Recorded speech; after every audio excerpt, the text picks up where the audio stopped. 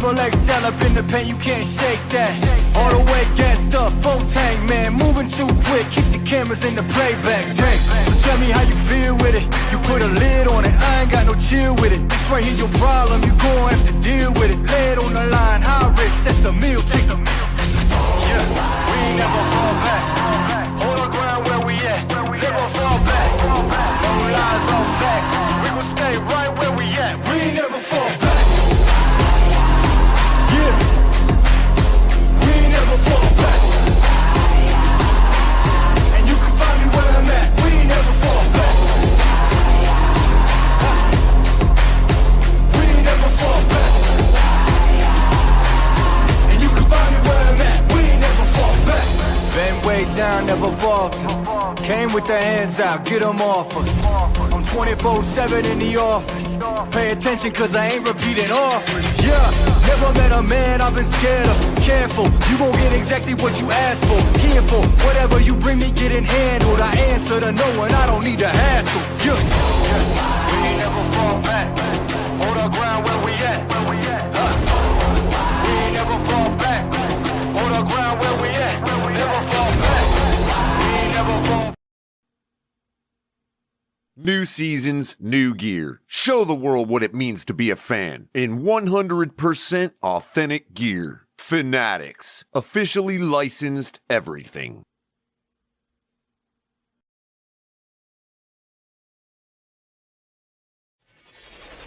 Get ready to dive into a new world of online shopping with the Fins TailGate. Whether you're a die-hard sports fan or just looking for the latest fashion trends, we've got you covered. With a wide variety of products from your favorite sports teams to stylish accessories and home decor. We're your one-stop shop for all things tailgate. Our easy-to-use website and hassle-free checkout process make shopping with us a breeze. Plus, with frequent sales and discounts, you won't want to shop anywhere else. So come on in and join the party at the Fins TailGate, your new go-to destination for all things tailgate.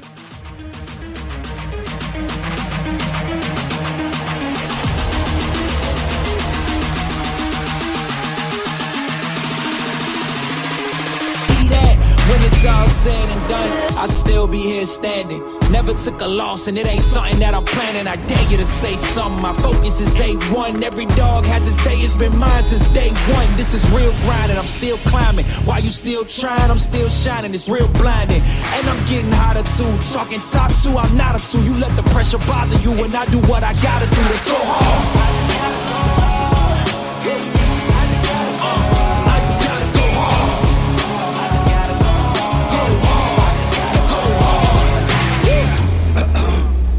Coming close to me, flow is on atomic, I'm starting fires through poetry. The heart is out, staying loyal, no falling out. And if you step into the court, be ready, we ballin' out. Yeah, the coldest of teams, they know what we bring, don't try us. They know in between, we go for these dreams in silence. Hard work, don't mistake it for magic. We been shooting in the gym, this is target and practice. Yeah.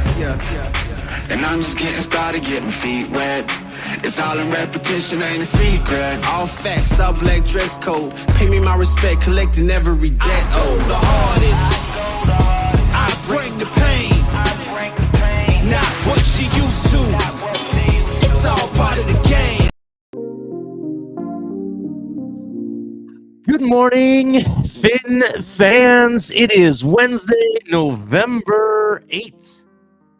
And we are on the push to December. That is right, ladies and gentlemen. It is the bye week. This is Top of the Tailgate. I am your host, Ali the Persian. I cannot wait. I have a good show.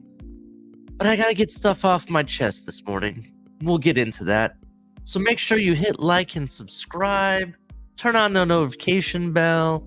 Let's get this show started. Let's do it. Good morning, everybody. It is Wednesday. It is 6:06 a.m. in the morning. I'm here live. We didn't have a show Monday or Tuesday. And I got some different hours at work, some stuff going on, but that's okay. Rest of the week, I'm going to make sure you guys are covered, right? Heck of a way to go out last week, right? Sunday. Everything piling up and all the momentum and everything, and yeah, we saw what happened, the end of the game and how it ended. It was tragic. It really was. It's called having a bad game, right? But that's not what really broke my heart. Yeah, it was disappointing. You know what I mean? But something else really broke my heart. Something really, really else broke my heart. It wasn't the game. It wasn't necessarily the officiating. It wasn't one specific player at all that broke my heart.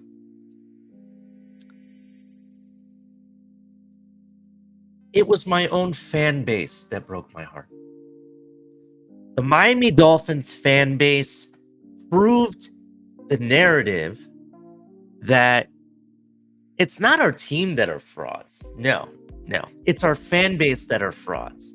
They bought into this whole matchlight narrative that just because people are trying to say that we're frauds, oh, they must be right because we can't win the big game, right?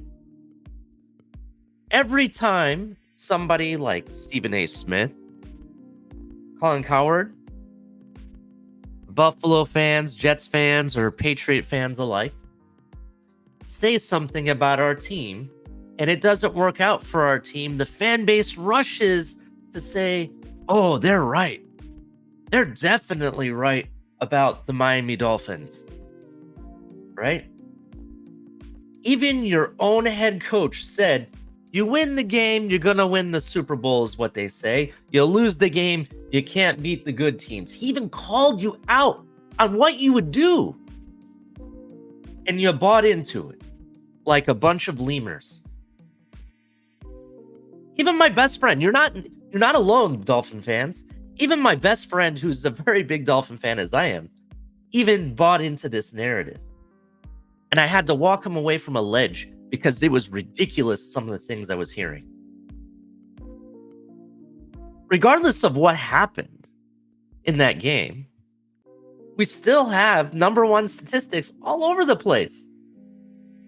Even our quarterback is still one of the highest rated quarterbacks in the NFL today, right now.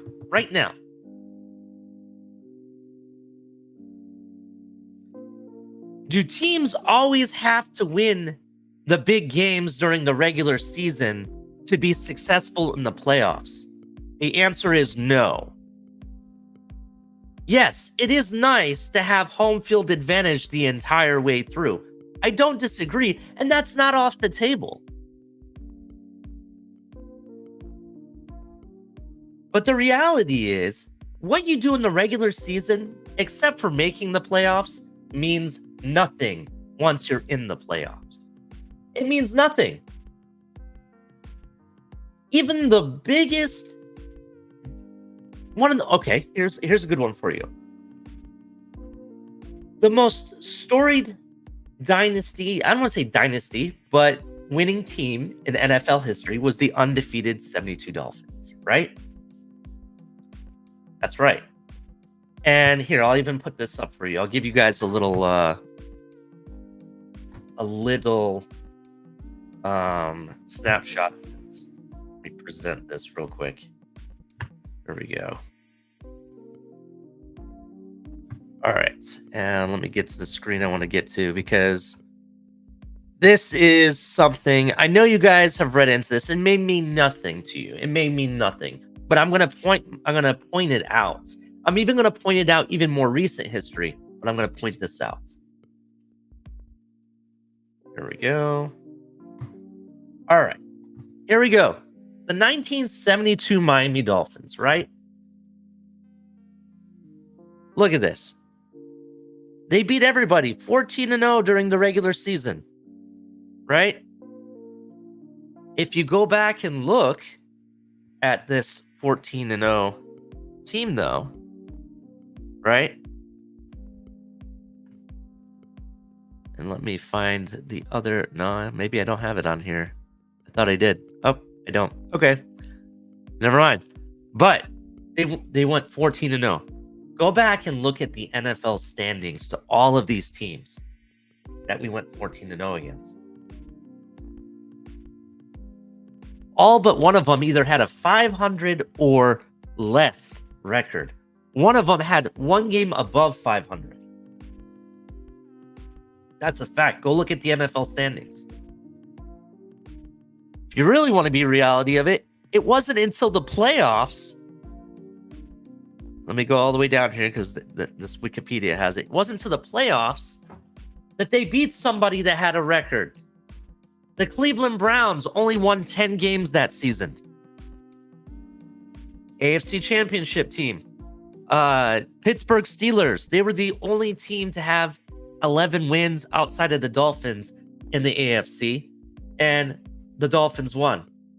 The Super Bowl game against the Washington Redskins, they were the top of the NFC, I apologize, NFC, that season. Those were three good teams, not 500 or less teams that they won. When? Not in the regular season, but in the playoffs. My point of bringing this up, and granted, I know this is 1972. I get it. You're going to say, oh, they didn't play as many games and blah, blah, blah, blah.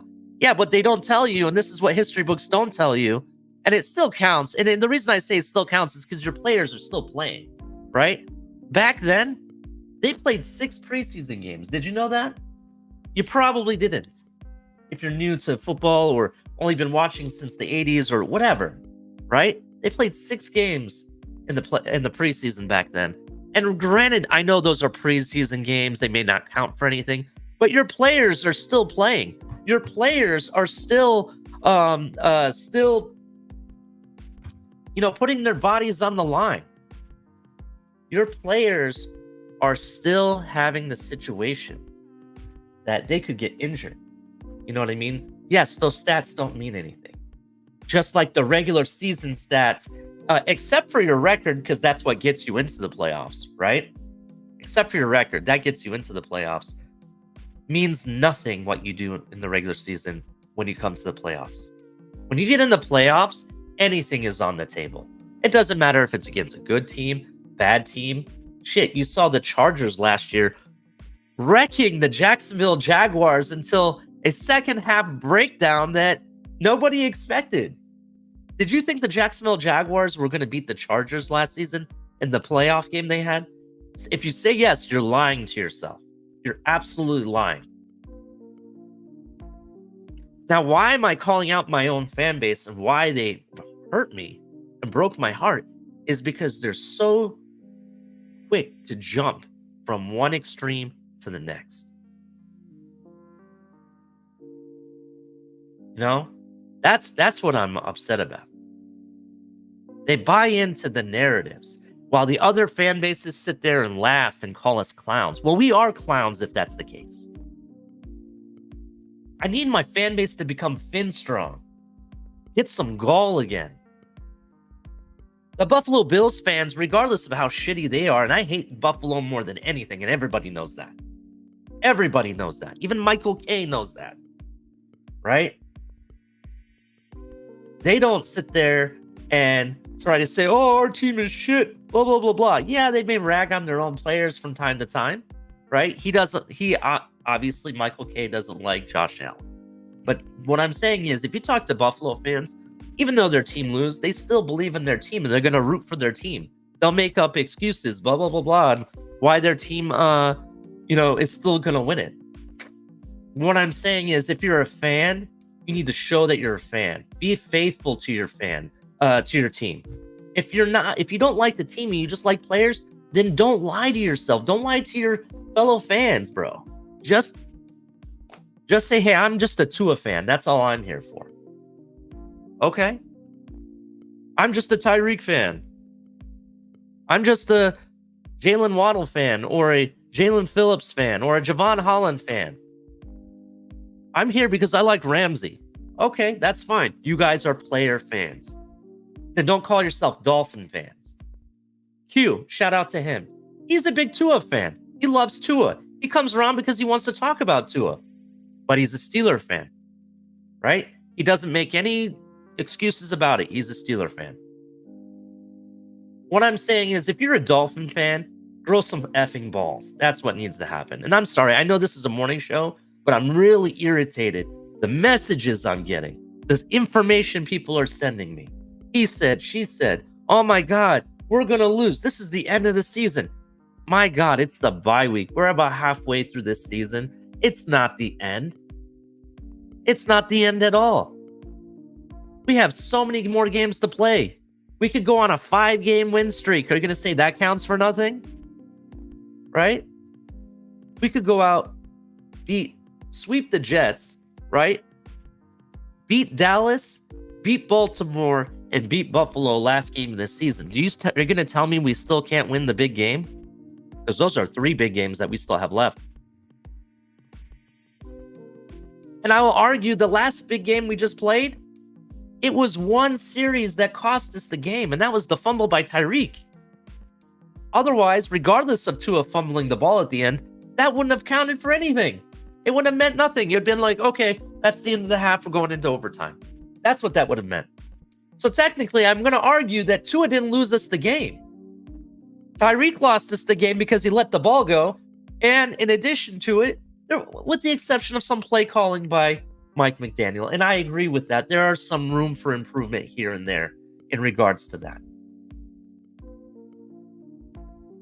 You know, we've talked about keep doing what works till they stop it.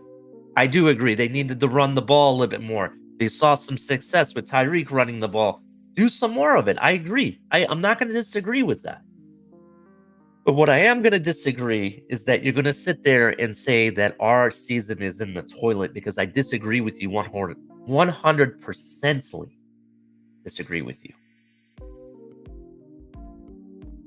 Even people that are on my own YouTube channel, my own team here, my partners in crime, the TFTG, I'm calling some of you out as well for being some of these frauds that we call a fan base.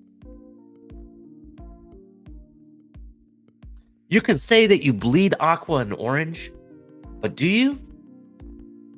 Or do you only bleed aqua and orange when it's your narrative?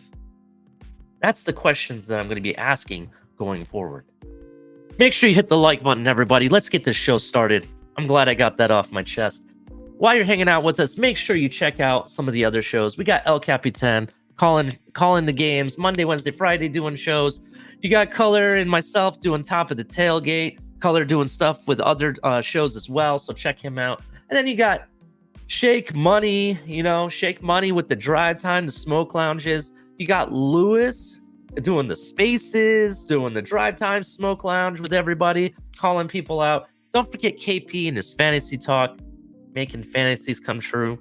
And then you got Crypto, some good show. There was a good show by Crypto the other day. A lot of conversation about things I didn't really think about before. Some good information by Crypto. Definitely check out his show. And don't forget the OG Tonk TMI Tuesdays. You never want to forget. Make sure you hit like and subscribe. Turn on the notification bell, right? If you like the content, you want more of it, maybe you want more exclusive content, make sure you check out becoming a member. We have 3 different memberships, Amigo, Familia, and MVP. They come with exclusive content, exclusive emojis, and depending on what level, you get a little bit more exclusivity, right? So definitely check that out. I want to say the cheapest membership is like $2 or $3 a month. It's really inexpensive. Helps the channel out, helps us keep the content flowing, right? And then if you like the show, maybe you don't want to become a member, but you want to donate or help out the channel, we accept Cash App, Venmo, or even Super Stickers, Super Chats. You don't have to donate if you don't want to, but we appreciate it. It definitely helps out the channel. So thank you for that. In addition, while you're hanging out with us, shout out to some of our affiliates. Shout out to Fanatics. Make sure you use the links below. Fanatics, 100% authentic gear. Everything from the hats I get, the sideline, or even the draft hats from every year. I get them from Fanatics. I get my jerseys from Fanatics. Definitely check them out. They have all sports, all of 100% officially licensed gear, signed memorabilia. They're going to have playing cards soon. They got it all, right? Definitely check them out. Make sure you use the link below. It tells them that we sent you, basically, and it gives a little bit of credit back to the channel. So we definitely appreciate that. With that being said, check out Backroom Collection. They got some awesome canvas artwork. They got a lot of things. A lot of different picture artwork, different players. They do custom work. They even have other teams, not just Dolphins, not just NFL. They also sell little accessories and stuff for the little mini helmets that everybody collects. So check them out. If you're looking for a custom order, call them. They may have some good deal or something they could do for you. So definitely check out awesome canvas artwork that you can hang anywhere from your place of business, your bedroom, your house, anywhere, your grandparents, doesn't matter. You can hang it anywhere. And then don't forget, if you need all this more energy to get up in the morning, check out all of our content from top to bottom. Check out Dubby Energy Drink. All smash, no crash. It's infused with all natural vitamins and minerals that help the body and benefit the body and keep you focused and energized. In addition, it doesn't come with all that byproduct that you get with a lot of the other stuff that's out there. That being said, check out Dubby Energy Drink. If you don't take my word for it, check out Shake Money. He does reviews on the stuff. He says the flavors are pretty good. Use code TFTG to save 10% there or 10% off of your backroom collection order. Again, that's code TFTG. Sorry, I got a stuffy nose this morning.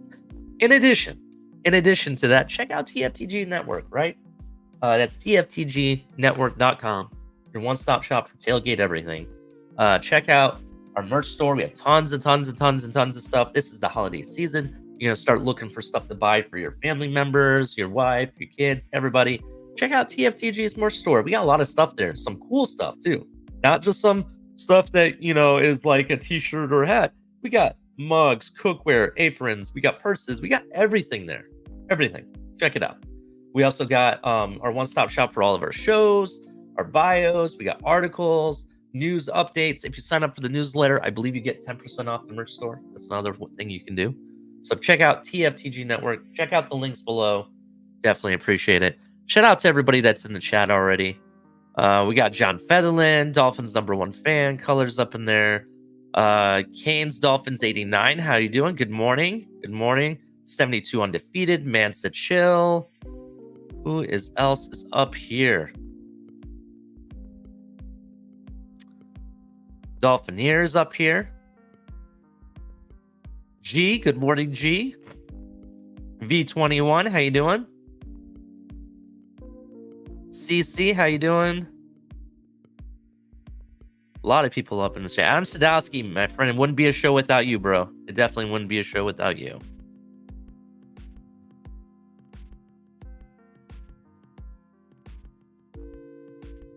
Trucker Sean, good morning, sir. Good morning. 72 undefeated says, Ali, I hope you're right, but Tua's choked all 3 years. I respect your take, but Tua had game in his hands and choked it. Has he choked all 3 years? Has he? When you're injured and you have concussions, is that really you choking it? We haven't even finished the season. The guy's like #1 in almost every statistic, and we haven't even finished the season, and you're going to say he choked it. The guy could go on and have a spectacular end of the season. You're going to say he choked it. I disagree with you. It's one game. It's one game. The Kansas City Chiefs lost to the Detroit Lions. Nobody's saying that their season is over. They can't beat the mediocre, okay, good teams. Nobody said anything. They couldn't beat the Jets. Well, actually, they beat the Jets, but it was kind of scandalous, to be honest. Nobody's saying anything about them. Oh, granted, oh my God, they won the Super Bowl. LA Rams won the Super Bowl the year prior, and they got their ass handed, but nobody wanted to say that they were frauds until now. My point is, it doesn't matter what you won or what you did in the regular season. What matters is what you do in the playoffs. That's all that freaking matters. Right?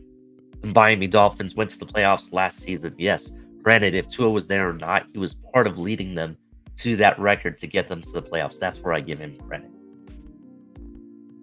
And the fact that the Miami Dolphins only lost to the Buffalo Bills by 3 points in the playoffs, when you would think without your star quarterback and all the injuries that we had, we would have gotten blown out, right? That's what you thought, right? But that's not what happened. I know we didn't win the game. I get that. Buffalo Bills didn't make the playoffs for several years over and over. until the last few years when they started off getting to the playoffs. Yeah, they didn't win their first one. Then they went to the playoffs again. They won a game.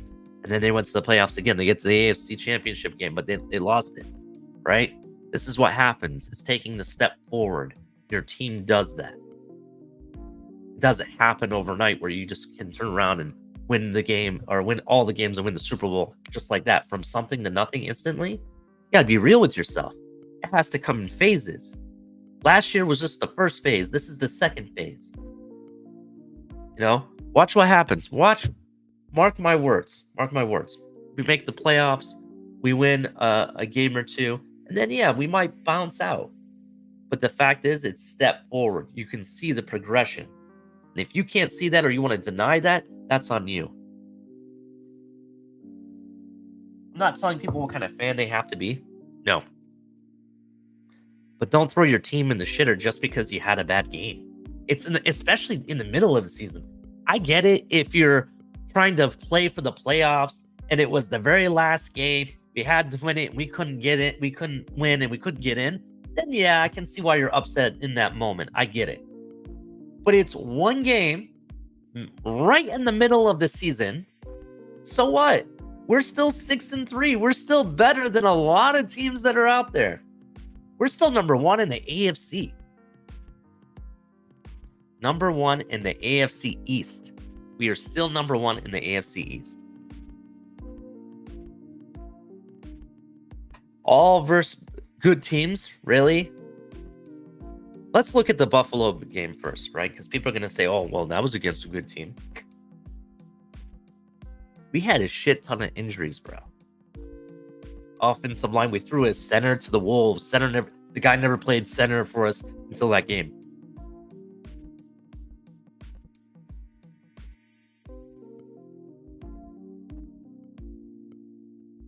Sorry about that. I had to sneeze real bad. The reality is this. In that game, we had a ton of injuries. We had people, thrown to the Wolves, right? We already were without certain players on defense. The defense really was in a transition period. But look what's happened since that game. This defense has gotten better and better and better. Eagles game, you want to throw that at me? Okay, well, that game, I'm going to tell you straight up, regardless of winning or losing that game was an outlier on why we didn't win that game. Because I disagree with people like Crypto or other people in this fan base. I'll tell you that the officiating took that game away from us. Because if you're going to tell me that team is elite and that much better, their offense really did not look that great. When you really look at it, the only reason they moved the ball up and down the field is because we were getting called for penalty.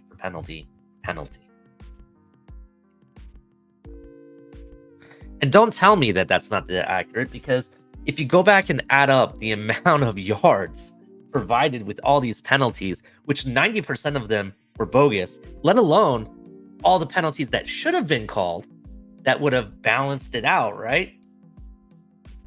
That game was not over yet. Not at all. That game, we definitely could have won. And no, not one single player, I'm going to argue, lost us the game in that. So no, Tua didn't choke that either. Try again. The Kansas City game. Let's talk about that real quick. You want to bring that up again? Now, I'll reiterate this again. How did Kansas City score their 21 points? Was it because of Tua? Was it a pick six by Tua? No. It was a fumble by Tyreek that led to that touchdown. You could either blame Tyreek or you can blame Coach McDaniel for calling the play in the first place. But Tua did, yes, granted, you could take that fumble out of it, right? Take that out of there. What lost us the game? It's because they scored 21 points. Was it on a Tua fumble? No, not at all. Now, Are you right? Do you have a right to be upset about how he handled the ball at that moment? Yeah. Okay, I'll give that to you. I give it to you. But that's not what this show's about. Enough being said. All I'm saying is this fan base needs to start growing some gall. Become fin strong. You know, be strong. Be proud of your team, bro. God, what kind of fan base is it that everybody just wants to shit on their own team? How fun is that? Is that fun? Do you guys live all this miserable lives that you just sit there and nag about? Oh God, I hate my life.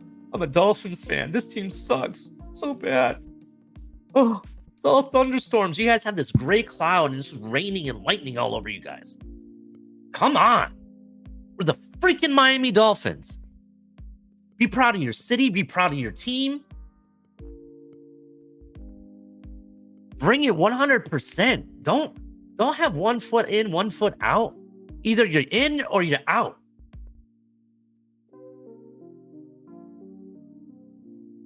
Let's keep it moving. This is top of the tailgate. I want to keep it moving. I'm sorry I've gone on this rant too long.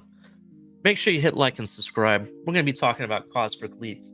Cause for Cleats today is brought to you by TFTG Network. And again, we're not affiliated with this cause whatsoever. We're just bringing awareness. This was brought to you by someone who watches the channel. They put it in the comments. And yes, if you do want us to bring up a Cause for Cleats in the future, make sure you put it in the comments, not the chat, but the comments below the channel or the below the show, because we can look at those later. But this is Forgotten Angels. And if you don't know who Forgotten Angels are, on any given day, there are over 428,000 children in foster care in the United States. Over 250,000 children are placed into the U.S. foster care system. Each year, more than 20,000 will age out. That is become too old to say under state care.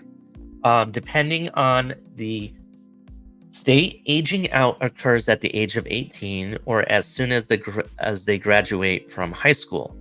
While some states, including Florida, may allow for extended foster care for up to the age of 21 or 22 with a documented disability, if certain requirements are continuously met every month, many of the youth aging out of foster care struggles with transitioning to adulthood.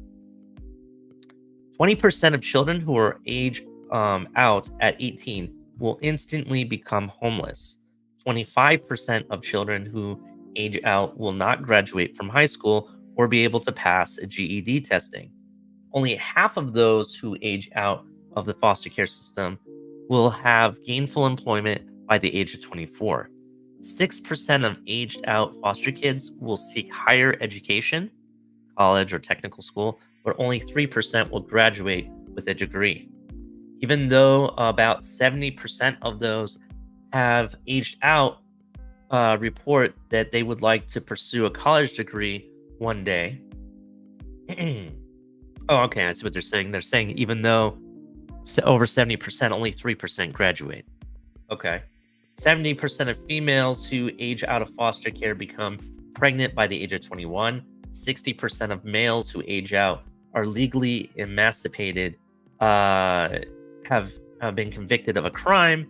25% of aged out of foster kids suffer from PTSD, and over 40% of children who turn 18 in foster care system have been in the system for over 3 years.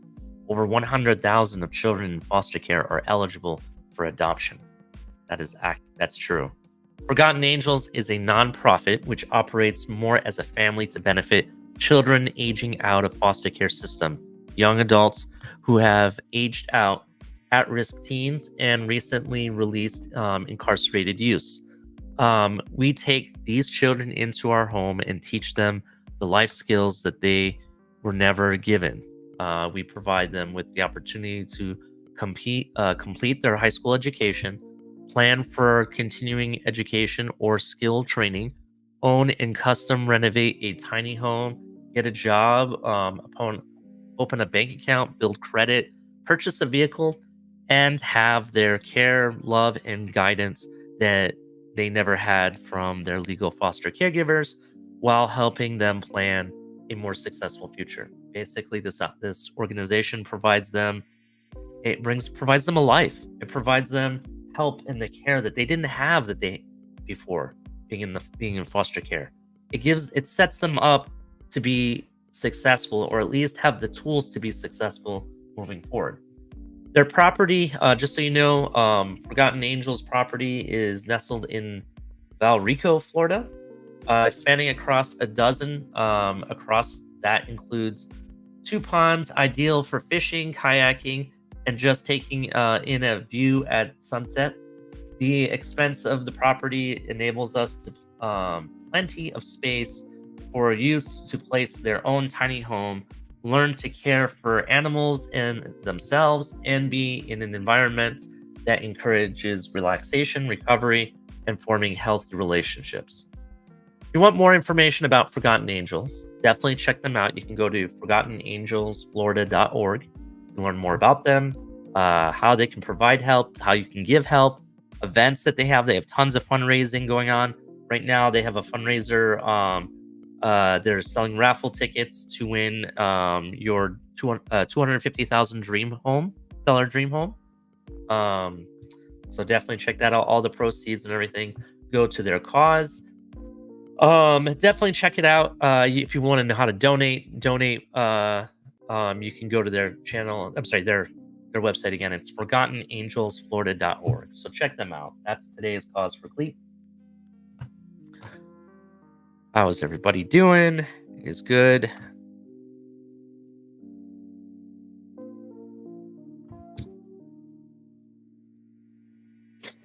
Mansa Chill, I don't agree with you, bro. I don't agree with what you're saying with excuses. Last time I heard, it's not just Tua. This is a team. There's no I in team or him in team. You know what I mean? You know, there's more to this team than just Tua. There's a defense. There's other skill set receivers. Again, Tyreek fumbled the ball. Tua did fumble the ball, but not the one that cost us the game. So, I'm just going to point that out there.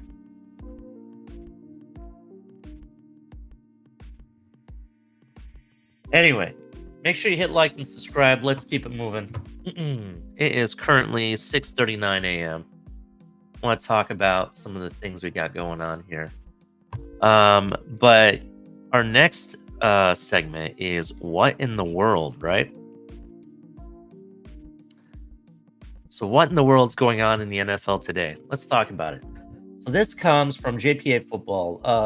The boyfriend of former NFL safety Earl Thomas's ex-wife, so this is the boyfriend of Earl Thomas's ex-wife, was arrested for stealing his identity in an alleged $1.9 million scam per the New York Post. Kevin J. Thompson is accused of cashing Earl Thomas's NFL checks, stealing from his bank account, and transferring car ownership for several of his vehicles. He faces charges including identity theft, forgery, money laundering, credit card fraud, computer fraud, and bank fraud. How much fraud do you guys want to have? This guy is a fraud. Not our team. This guy is a fraud. Not Earl Thomas, but Earl Thomas's ex-wife's girlfriend, whatever his name is, Kevin J. Thompson. That guy's a fraud. That's the definition of a fraud. Because he's lied to you every single which way, and he's not what he says he is. Now, Tua never says that he's the best. Tua never says that he's, the all-time greatest. He doesn't come out and act like that at all. His stats speak for him. And his stats is what counts in the record books. And his stats, still to this day, is what holds up. No matter what happens for the regular season, no matter who you win or loss, the stats don't lie. And right now, he's one of the best quarterbacks in this league. Like it or not. Let's keep it going. In addition, Cowboys will sign Martavius Bryant. That's going to be interesting. I don't know if they needed more receiving. I could argue that maybe better play calling, maybe other things would work for Dallas. But that's a team. That's something you have to keep an eye out. I know Martavius Bryant had some issues in his storied career. But it'll be interesting what he does for Dallas Cowboys. We got to meet them on, what is it, Christmas Eve we play them? I'll be at that game. So it'll be really interesting. Here's a big one. Rumors: Patriots head coach Bill Belichick job could be in danger if the team loses to the Colts this week. It isn't 100% certain that he finishes out the season if the team keeps losing. So I'm kind of confused about this. Beginning of this season, knowing that you didn't make any changes to your team, you didn't add anybody different, you didn't really make any improved upgrades or whatever, you secretly signed an extension that makes you one of the highest paid head coaches in the NFL, right? Now they're talking about kicking you out already just because your team isn't doing anything. I thought it was expected. You're obviously your GM and your head coach didn't bring anybody else. They brought in Ezekiel Elliott, who, in my opinion, was already washed, right? You didn't really draft anybody that was world beating. Even your own fan base are ready to put on paper bags. Now, granted, they've performed a little bit better than expected. I knew their defense was going to be strong. The offense is still suspect. They have a decent running game. I'll give you that. Still need a quarterback, though. If it was me, I think this is bogus. I think this is all smoke because I think they keep Bill Belichick. I think they draft a quarterback this coming up draft. Speaking of quarterbacks for this coming up draft, Deion Sanders. So Shedeur Sanders will reportedly not enter the 2024 NFL draft and return to Colorado for another season, according to his father, Deion Sanders. This is important because I had an article that I read earlier on in Top of the Tailgate, one of our previous episodes. I talked about how Deion Sanders said Shedeur could hold out if he didn't like what the draft had in state. And what I mean by that, so this goes on to say that Shedeur will not come out of his own yet to announce his decision, but it seems his father has already made it for him. This leaves Caleb Williams and Drake Mayer alone atop the 2024 QB draft board. Almost immediately makes Sanders the first overall pick favorite for the 2025 NFL draft. That's what was said previously. He said if he's not going to be the number one pick or doesn't like the situation up top, he's going to hold out for another year. And that's what we're seeing, right? Speaking of college football, we just recently had the college football playoff rankings. And let me remove this so we can see all the teams. So this is the second week of college football rankings. Ohio State is still number one. You have Georgia at number two. That team up north, because I refuse to say their name, at number three. And then you have Florida State at number four. It'll be interesting how this ends. Ohio State still has to play Michigan at the end of their season. So that'll be very interesting to see how that plays out.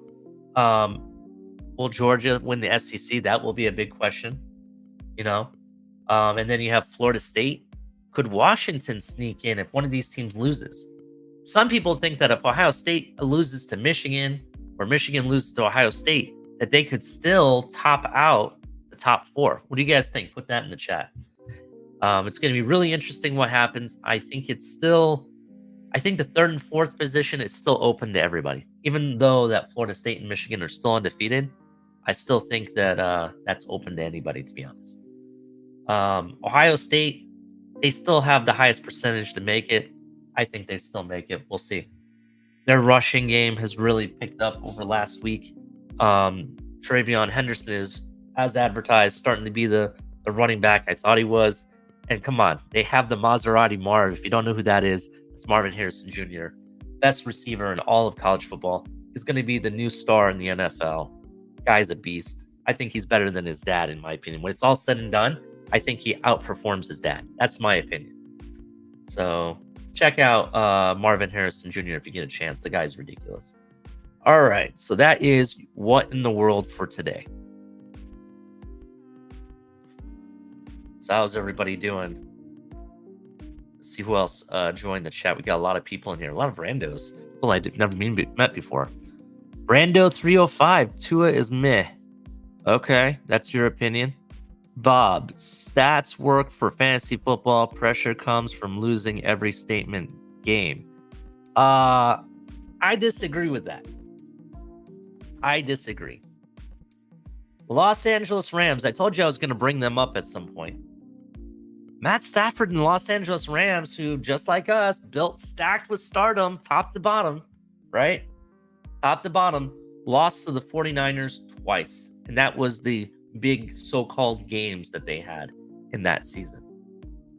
They lost to them twice in the regular season, only to beat the 49ers in the playoffs. That's it. They couldn't win that big game that everyone talks about.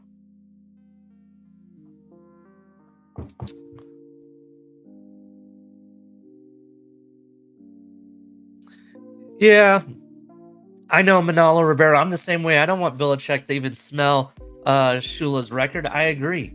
I agree with that. However, I don't know. He just might, unfortunately. Unfortunately, it is. It is what it is. But to be 100% honest, I just don't think you're going to let Bill Belichick go that quickly. That's why I think it's all smoke.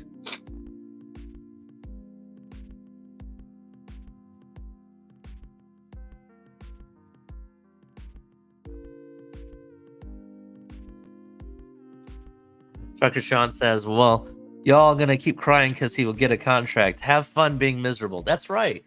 Have fun being miserable. Thank you, Trucker Sean. Because I refuse to be miserable. Why? Why am I gonna sit here and just talk smack? We have so much good to talk about. Yeah, Devon Achane, that so far it looks good. He looks like he's gonna come back soon, right? And you know, when he was on the field, it was Offensive Rookie of the Year. That's another thing. Do realize that we lost both of these games, Eagles game and Kansas City game, without our full running back room, without Devon Achane.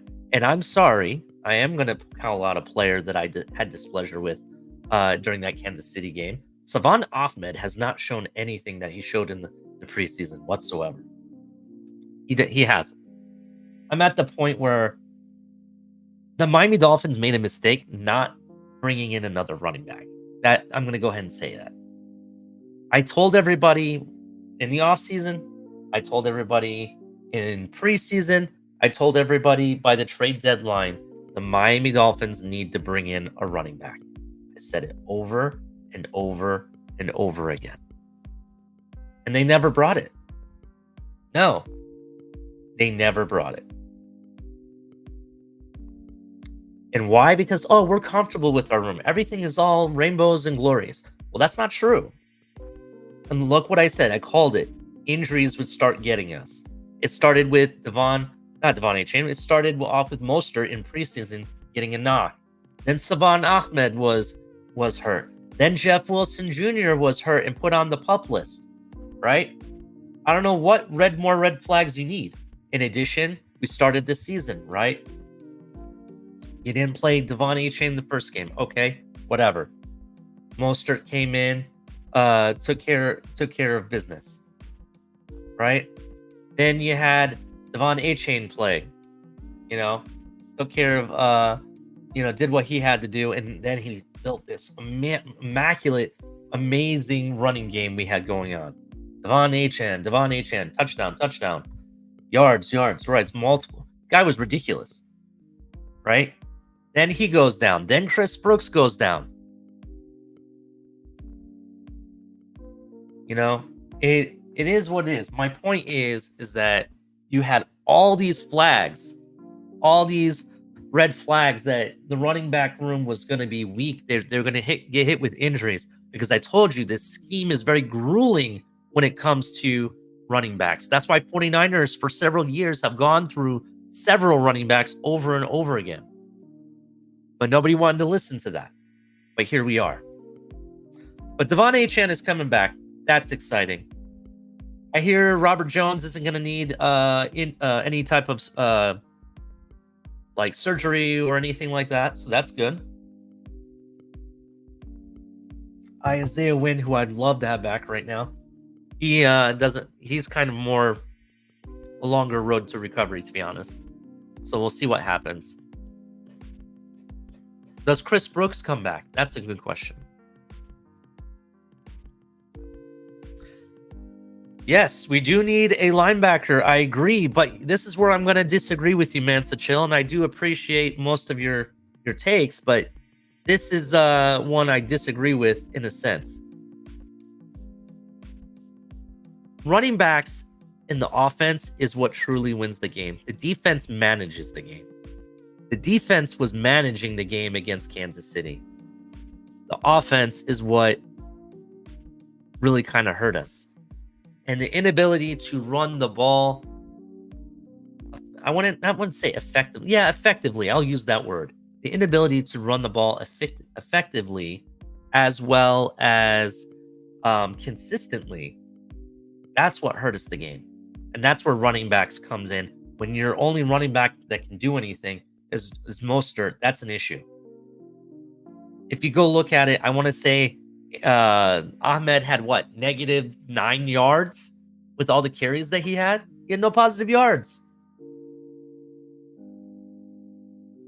Maybe Jeff Wilson had a couple positive yards, maybe here or there, but not very anything spectacular. Go get me Devon H. and back, right?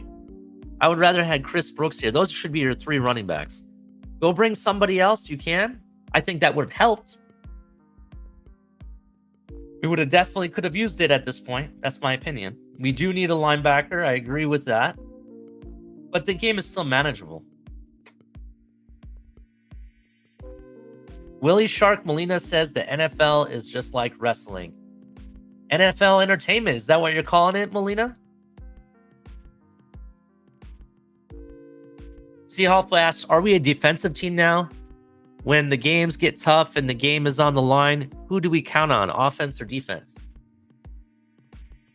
Listen, if you really want to know what lost us the game, and I know I said it earlier, it was the Tyreek fumble that really cost us the game because that's what put Kansas City over the top. In all honesty, it's the lack of being dominant on offense that lost us the game. That's what happened. And the domination of offense doesn't start and end with Tua, right? It may start with him, you know what I mean? But it also has to do with your receivers who didn't catch the ball for Tua. Tyreek had what, 2 or 3 drops that went right through his hand? That doesn't help. I mentioned this on Sunday. Everybody was there hearing me going off about it. The tight end room. That's a position that we don't use. Why? This game could have helped you. In fact, when you did use the tight ends in this game, right? You threw 3 times. All 3 were completions, 100% to Durham Smythe. He didn't drop the ball. Why didn't you keep going to it?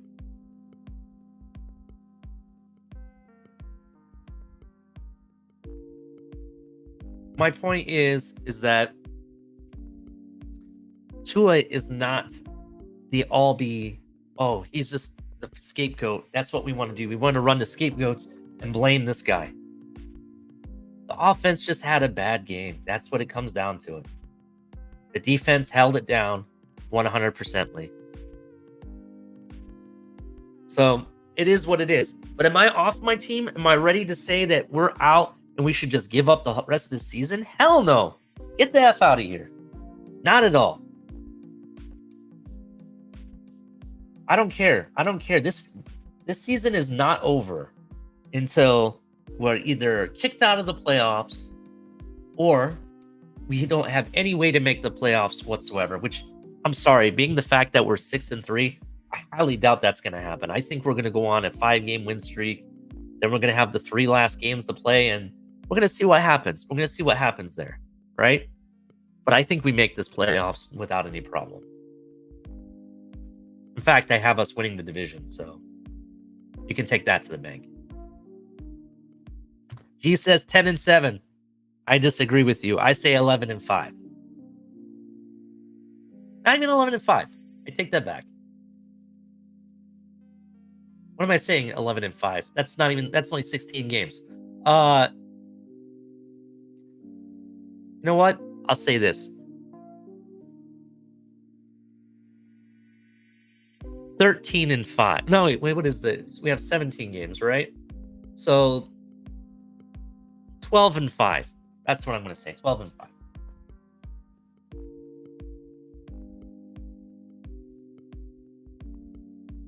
What's up for Cap for Life? It's great to see you. I like 12-5. I'm there. 13-4. I like 13-4. I like 13-4 too. I said we could go 14-3, 13-4. We'll see. We'll see what happens. Kevin Lee. I like that. What's up, Kevin Lee? How you doing? Nice to see you. So we'll definitely see what happens. But let's keep it going. I'm going to talk about some Miami Dolphin articles. So we saw Teron Armstead come back. We dropped Brandon Pilley, and everybody knows about that. Brandon Pilley was one of my favorite non-drafted free agents that we picked up this offseason. But the Miami Dolphins are officially in the bye week mode after a short practice Tuesday. The Dolphins will go into their bye week with a 6-3 record, the second consecutive year. They're above 500 at the break. They were 7-3 in their bye in 2022. On the flip side, though, the Dolphins entered their bye after a loss for the first time in 4 years. Okay, it happens. There were a 4-game winning streak at their bye in 2022 and a 5-year streak in 2021 and a 2-year streak in 2020. Given that it was only practice of the week and a short one at that, the list of players not spotted during the portion of the open media was quite extensive. That's not unusual for a bye week practice because anybody who's nursing any sort of injury or ailment is going to be kept out for precautionary reasons. That said, there's a rundown of players who were not seen by the media after practice. Teron Armstead, Tyreek Hill, Jalen Waddle, Braxton Berrios, Case Claypool, Durham Smythe, Raheem Mostert, Alec Ingold, Robert Jones, Robert Hunt, Xavier Howard, and David Long Jr. Let me tell you something. And this is just my opinion. I have nobody else twisting my arm about this. I don't have any information. I don't have any source behind this or whatsoever.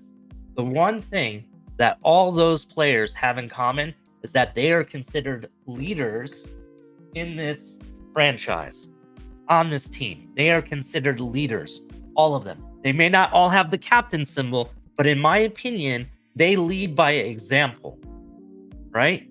So the fact that they're not there tells me one of two things. One, they may, let's say they are injured. Okay, so yeah, that could happen. If that's the case, then we're in trouble because that's a lot of people. I know some of those people are injured, but not all of them. Number two, this is the one that's more important to me. What's to say that they're not in a meeting talking about what they want to do going forward, right? What they want to do and how they want to lead this team. Maybe they got some stuff they got to get off their chest and figure out. Maybe they're trying to figure out what the game plan for the rest of the season should be. You know, those are leaders. Those are the people that I expect not only Tua, but them also to be leaned on. Now, obviously, you're going to have Tua at practice because he's the face of your franchise. I get it. But just my opinion, if I was in that group of players, I'd be having a meeting, and that's why you don't see me after practice. You have me talking to people, figuring out where do we need to go forward, what our focus needs to be on. That's just my opinion. Let's keep it moving. So, safety Brandon Jones is back at practice after staying in South Florida last week because of a concussion, though he was in a red no-contact jersey. Before practice, Mike McDaniel indicated that guard Robert Jones' knee injury against Chiefs would not require surgery. That's awesome. As expected, rookie defensive tackle, and I just talked about this man, Brandon Pilley was re-signed to the practice squad after clearing waivers.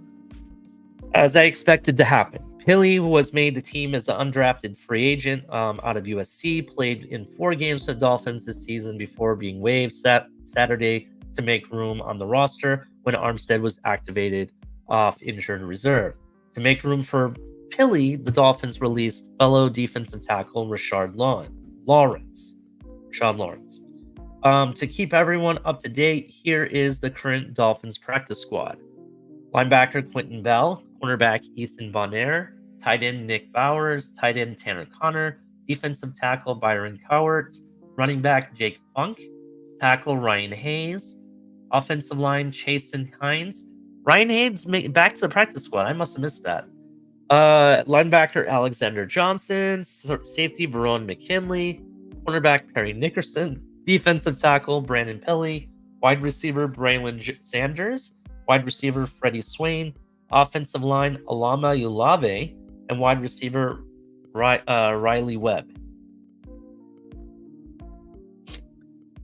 The Dolphins' loss against the Kansas City Chiefs, as one would expect, provided a pretty significant shift when it comes to betting lines for the major NFL awards.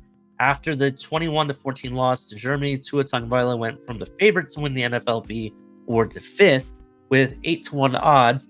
Now trails new/old favorite Patrick Mahomes, Jalen Hurts, Joe Burrow, and Lamar Jackson, who's 6-1. It's one game. A lot can change in this shift. I'm not worried. That's pointless to me. I really don't care. Wide receiver Tyreek Hill, meanwhile, went from 25-1 to 50-1, and he's now tied for 10th favorite with Dak Prescott and Jared Goff. Pretty interesting. Now, in the Coach of the Year race, Mike McDaniel went from second favorite to third favorite after being jumped by Houston coach and former 49ers colleague DeMarco Ryans, former Dolphins interim head coach Dan Campbell, and now with the Detroit Lions remains the favorite to 2-1, followed by Ryans at 4-1 and McDaniel at 5-1. Finally, Tua remains second to Buffalo Bills safety DeMar Hamlin in the comeback player of the year odds, though he went from 2-1 to 11-4. This and that. In regards to these awards, I don't really care. To be honest, the Coach of the Year award, they tend to give it to a guy that nobody thought would be anything, to be honest. So I didn't really expect McDaniels to get that award, to be honest, even before the game. Putback player of the year, I don't know. Is Tua really a comeback? He was performing last season before his injuries. It is what it is. Former running back Myles Gaskin roller coaster yearbook and downturn Tuesday when he was waived by the Los Angeles Rams. Gaskin appeared in one game with the Rams after being signed off the Minnesota Vikings practice squad. He played 2 games this season, one each with LA and Minnesota, but also got a total of 8 snaps on special teams. The NFL announced Tuesday that 9.6 million viewers, TV and digital, watched the Dolphins Chiefs game on Sunday, making it the most watched NFL Network international game on record. The total, which does not include viewership from Miami and Kansas City markets, represented a 66% increase over the viewership of the 2022 Munich game between Seattle and Tampa Bay. On this date, the Dolphins' history in 1999, current cornerback coach and pass game specialist Sam Madison records 3 interceptions when the Dolphins shut out Tennessee Titans 17-0 in the Sunday night game in Miami. So, I think I had this conversation with Michael Kay and company that this game against Kansas City was going to be one of the highest viewed games of the year and had AFC East championship implications. They argued against that. Guess what? It did have AFC East, not AFC East, but AFC championship game implications, and it was one of the highest viewed games. The highest viewed international game, 9.6 million viewers, not including the markets from Miami or South Florida. So myself and South Florida were not counted in that number. When you add those numbers up, it's that much more people are watching. So this game was important, and I was right. Just going to take my victory lap right there. Now, am I saying that it's over? Could this not be the AFC Championship game? No, it could very well still be the AFC Championship game. We just need to, figure that out. We'll figure that out at the end of the season.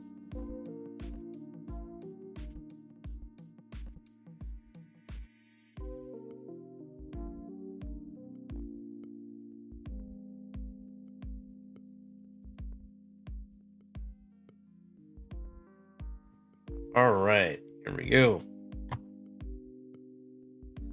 So this is a big topic. I mentioned that I wish we brought in another running back. I know a lot of people wanted linebacker, which I think we're managing, but I still think it is a need, so I agree with that as well.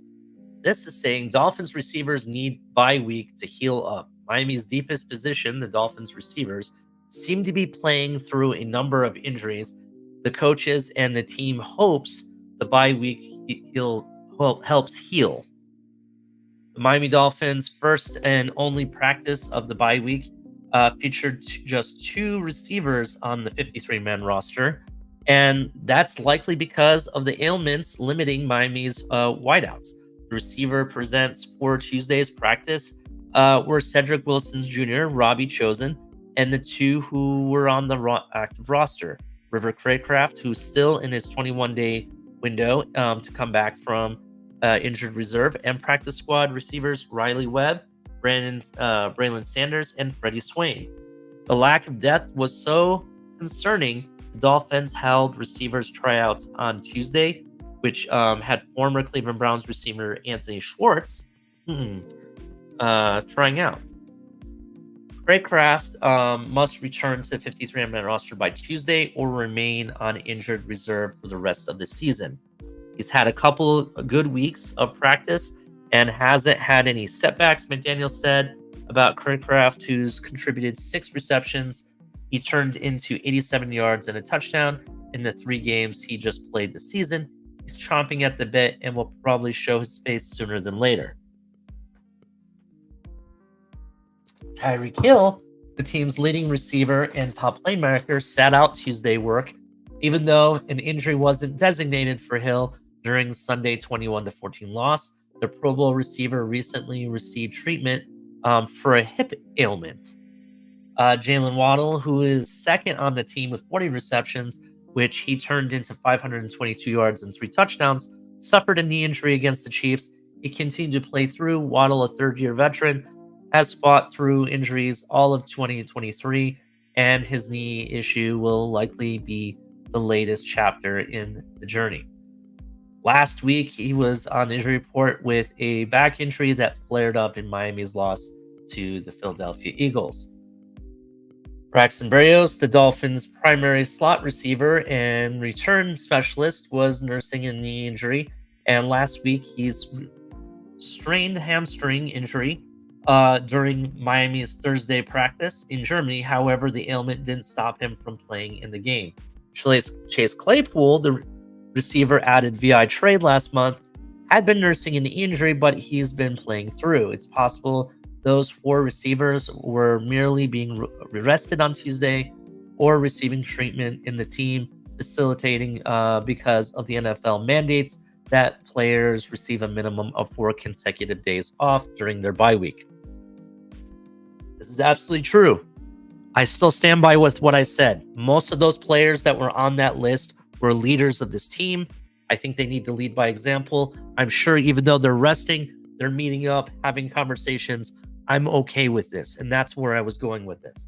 I'm okay with it because the reality is I need the next man up. I need the next person to come up and show me what they got, right? And I don't want to have to rely on these guys, but if I have to, when we have time, when we have the ability, let them rest. I don't need them in practice every week. I won't say every week, but every day. It's okay if they miss a practice here or there. Other players sitting out of practice: linebacker David Long, undisclosed; Xavier Howard, groin; Robert Hunt, hamstring; Teron Armstead, knee; Robert Jones, knee; Raheem Mostert, ankle; and Durham Smythe, ankle, were also held out of Tuesday's light practice, likely because of injuries and ailments that they're nursing. Yes, more than likely, these guys are the ones that have injuries that have been ongoing, though they've played through them, like Xavier Howard played.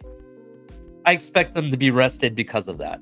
Jalen Ramsey, who played his second game 3 months after having the meniscus repaired in his left knee, participated in Tuesday's light work, as did center Connor Williams, who played his first game since being shelved 3 weeks with a groin strain. So that is your Tuesday news regarding practice. Let's see. There was also a media highlight from McDaniel's interview, which I'm not going to play the video because I don't want to get dinged on it, but I will read the highlights. This is according to Alan Pupar, who also did some of the other, him and Omar did the other articles I was reading. Head coach Mike McDaniel spoke to the media Tuesday after the team's first and only practice during their bye week. Here were the highlights of that media session. First question deals with left guard position, and the update with Robert Jones is that there's no surgery involved. It was a little time. It will take a little time, and he's week to week. So that's what they're saying, week to week. Nothing has changed in regards to Isaiah Wynn, though. McDaniel still refuses to rule him out as far as being able to return this season. Well, I like that a little bit better. I don't want him to be ruled out, to be honest. I really feel we do need him for that December push. And if we can get even an 85% or 90% Isaiah Wynn, I'll take it. There will be no absolute at left guard in terms of who will start in Wynn's absence moving forward, meaning it could be Lester Cotton, Liam Eichenberg, or Jones. Let's talk about Liam Eichenberg. Liam Eichenberg showed me he had gall in that game. He may not have been the best guard. He may have gotten shoved around, but he didn't lose track of his assignment. He held his assignment. He stopped that person from going after Tua, and he showed me he had some gall. More gall than some of the people in our fan base. I know I'm calling out my own fan base, but I'm sorry. Let's show gall as a fan base. Stand up for our team. You know what I mean? Be proud of our team. Not sit here and shit on it like the other fan bases. Because to be honest, are you really a fan at that point? I'm sorry. I'm so mad at that. I keep driving myself to it. I'm trying to just leave it alone, but I really can't. I really can't. Let's keep it moving. Kendall Lamb could be an option at guard if need to arose, but it's not an option that is the forefront at this time. I agree with that. I think Kendall Lamb's more of a tackle, to be honest.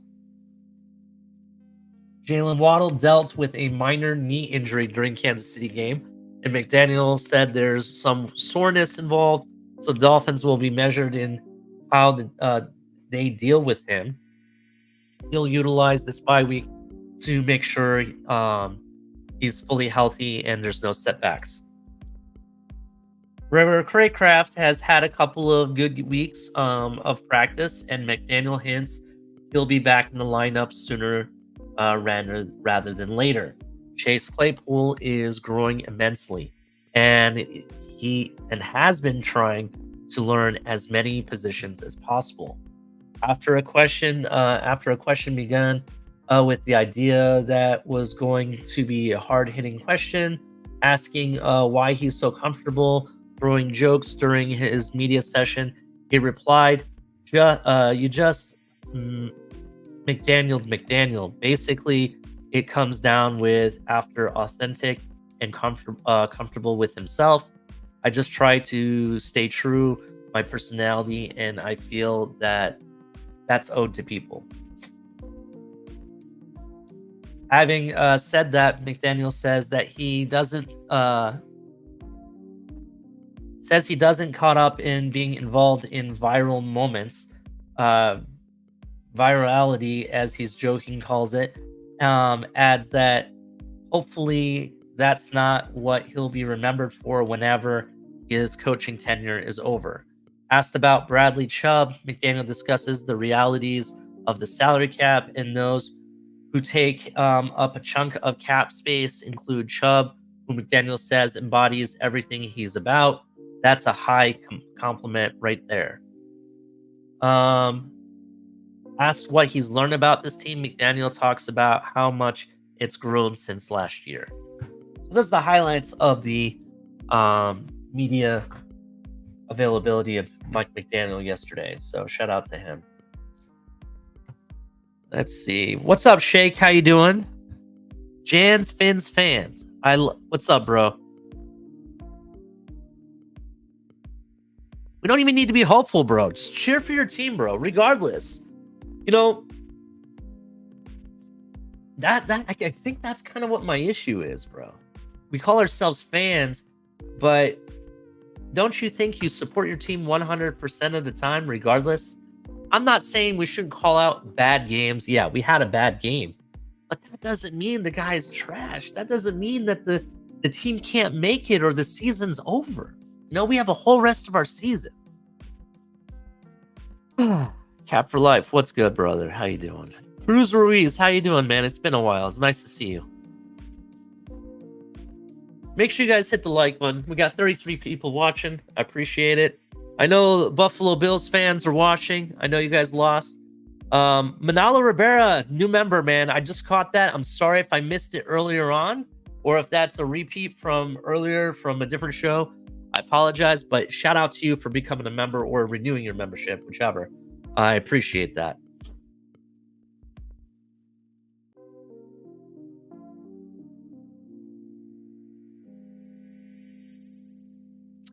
Yeah, I think the Baltimore game will be very tough. They always play us tough, so we'll have to see.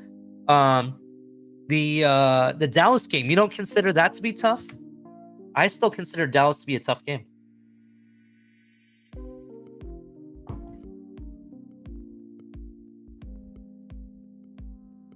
Yes, that's what gets me, Craig. I'm with you. We're 6-3, but we're called frauds and trash team. That's what we're called. I don't get it. What's even worse is half the fan base are saying the same thing. Makes me wonder, are these guys really fans, or they're just are these the fans that we make fun of that just jump on the bandwagon when it rolls by? And then when we hit a bump, everybody jumps off.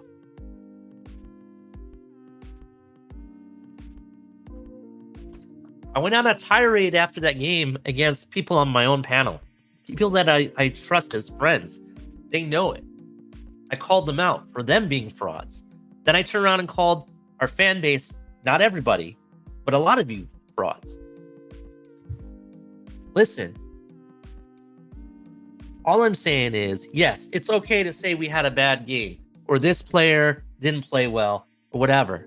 But don't tell me that the season is over. Don't tell me that we're a trash team. Don't even call me a fraud and say that, oh, this is the worst team ever. We need to get rid of this guy or that guy. Get rid of that narratives, bro. Be a free thinker for once. Don't let the media or other fan bases think for you.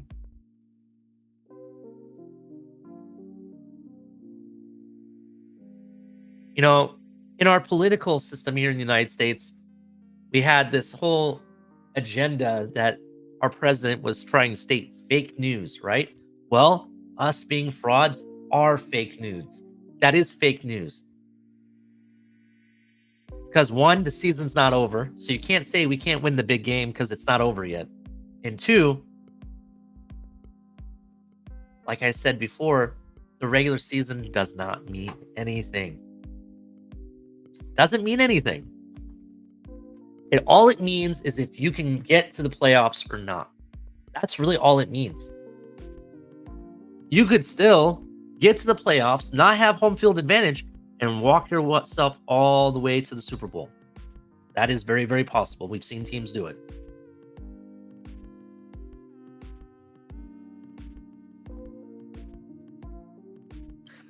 Miami KJ, I appreciate your what your prediction is, but I don't think that's accurate. I still think we're a 12-5 team, maybe 13-4. I still think us getting there. It's very possible. If you look at our next 5 games, bro, I think we're going to be already over 10 wins already. If you look at the next 5 games. But that's us taking care of business as we've had all season long against those teams that we should be. So we have to take care of business no matter what.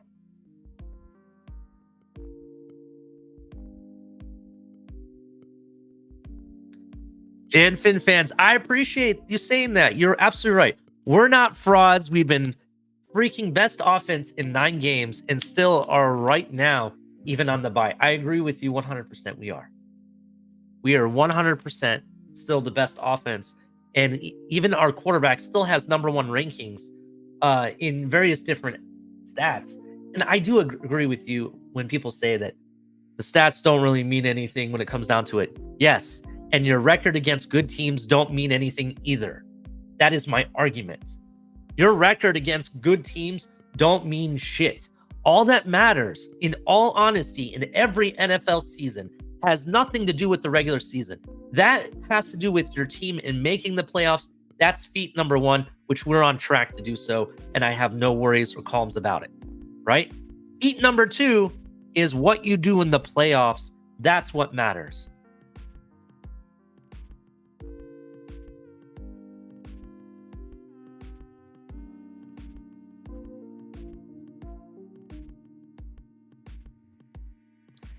Absolutely. Color made a great comment here. I like this. If we're the only ones who can't correct, we might as well pack it up. It's over. I agree with that 100%. If we're the only team who can't correct, which we've seen, look, we saw the Buffalo Bills around the same time lose a game like this, right? And we called them frauds and they went on to win the division, right? They got to the second round of the playoffs. I know I'm pointing, I hate that team more than anything, but you know, I'm only using them as an example. My point is, our season is not over. Our home field advantage in the playoffs is not necessarily over. It's 1 game. Yes, we're on the outside looking in, but that doesn't mean we can't get back to the inside. That is my point.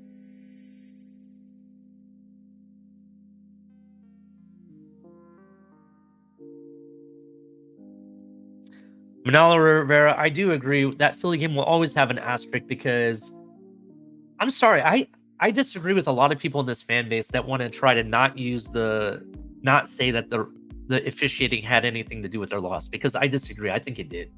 I think it absolutely did. You know, the NFL has proved that they want to make penalties be part of this game. That's why they have the instant replay and whatnot.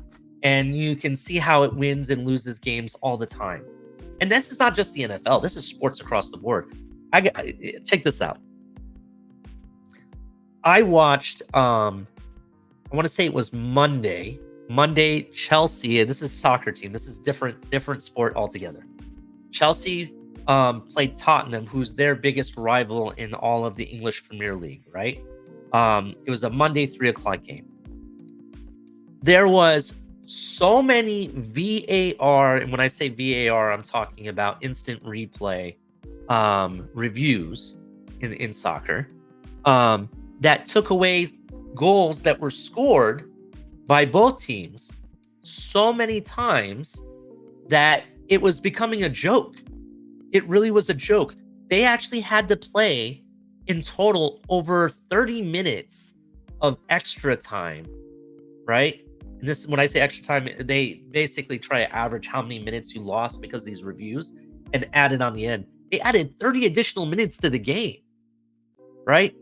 The game literally could have been 7-3 when it was all said and done, but the ending score was 4-1, right? But there was so many disallowed goals because of offsides or penalties or red cards. There was 2 red cards in the game. The one team was playing with 9 players versus 11, right? My point is, at some point, this game gets dictated by those penalties. And because of that, right, it is part of the game. And that's why I think, in my opinion, when you have an officiating crew that missed not just 1, not just 2 or a handful of calls, they missed 30. That's double digits, 3 times 10. 30 separate calls you missed, and you called them all on the opposite team. That's some really bad officiating. There will always be an asterisk mark. I think it dictated the game, and they know it. And they know it. Now, this game against Kansas City, that game was very fairly called across the board. I like the officiating. Yes, there was some missed calls, but nothing like the Eagles game. Not anywhere close. Not anywhere close. Dolphin Don, how you doing, sir? Good morning. Fred, how you doing? Make sure you guys hit the like button. It is 7:26. We got about half an hour to go before I have to call it quits right at 8 to get to work. Manalo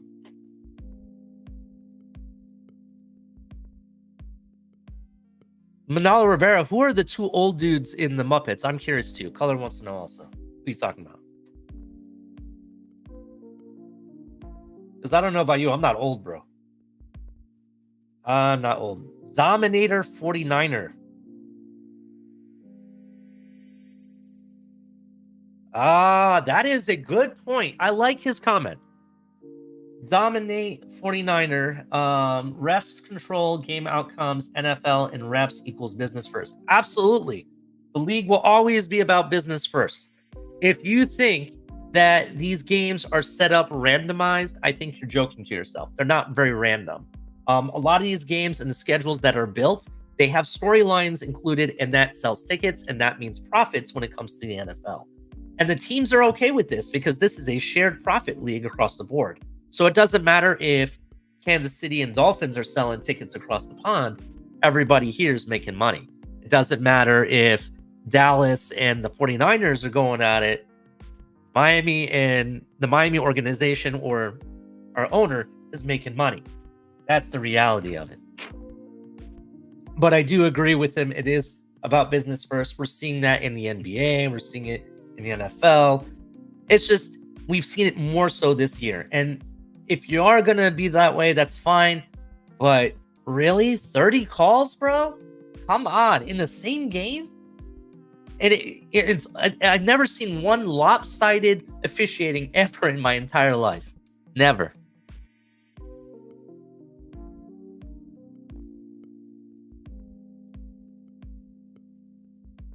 Yeah, I don't think Kansas City has not been dominant at all. They did play a smart game in the beginning. I will give them that. Travis Kelce was pretty much non-existent during the game. They used him as a decoy, as I expected. I kind of expected that.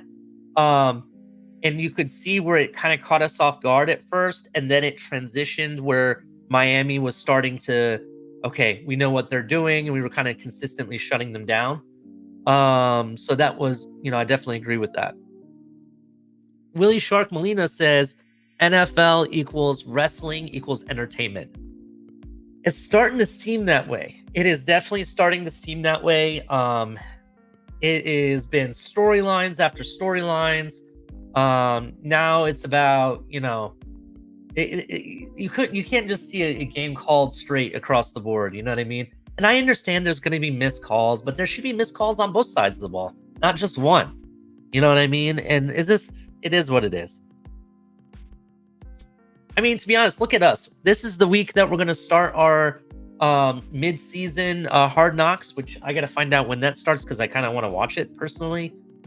Even though I already feel we live a Hard Knocks life already when it comes to social media and Tyreek's podcast and all the stuff that we get, the access we get. We don't really need Hard Knocks to really tell us what's going on. But it'll be interesting what they put together, though, to be honest. I don't really like the Hard Knocks thing, to be honest, but if you really look at it, to be honest, because of all the social media presence and all the news media and all the podcasts that everybody has, you already have Hard Knocks going on, just not with a label on it. I kind of think it was both. If you looked at the direction the ball went, this is to Kevin Lee. He's asking, is it Connor Williams or was it Tua or was it both? I'm going to go with both, and I'll tell you why. And I shit you not. You can show me the replay, and I'll point it out to you because I've looked at it a few times. The ball seemed to have went to Tua's right? Usually, when I've been watching him throughout the season, the ball is directly on center or in with all of his high snaps that he's done previously. Connor, he gets it up here, not over here. But granted, this is where I blame Tua. Tua should have been paying attention. I think he was kind of trying to anticipate the defense. I think the ball may have gotten spiked a little bit too soon. I don't know. That's Tua's fault too. So I'm not saying that it's Connor. I'm not saying it's Tua, but I think it's a combination of both. In addition to that, that's still, if you take that fumble from Tyreek away, we still don't lose this game. That's how close it was. You understand what I'm saying? That's why I still blame Tyreek for dropping that ball. In fact, if I was Tyreek, he looked like he had enough time looking, because he was looking forward already with the ball in his hand before he even hit the ground, that he could have just dropped the ball and it would have been incomplete. Because, you know, I just think he should have, personally. I wouldn't have caught that ball knowing you had so many guys already in front of you. Manalo says, oh boy, forget about Hard Knocks. Oh, I just think we already have it here with all the social media involvement. Listen, it's 7:32. We're going to take a quick break. I'll be right back. Meanwhile, put your questions you guys want to talk about in the chat. We got 30 minutes. I'm going to give it to you guys, the audience. Ask me anything you want. Ask me about my thoughts. Ask me about anything I said, how I called out the fan base for not having balls. Ask me about anything you want. We'll talk about it. And I'll be right back. With that being said, we're going to take a quick break here.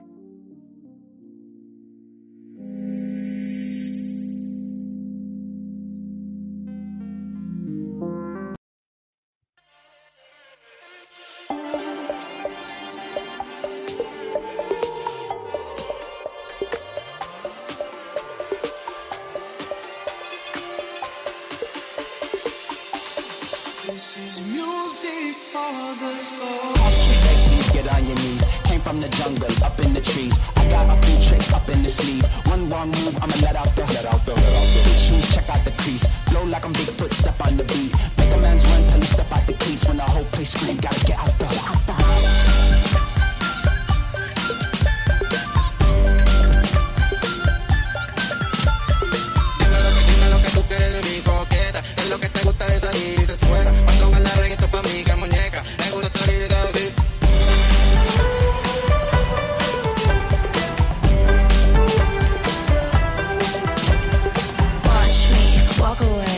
myself on display. 1, 2, 3 a day. I'm on my way, on my way. I'ma have you on tiptoes, watching my diamond afterglow. I know you wanna take me home. I'm on my way, on my way.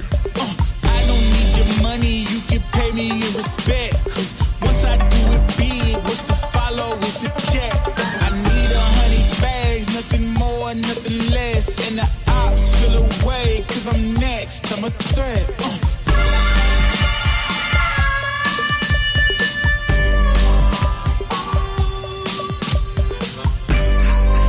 Something new under the sun.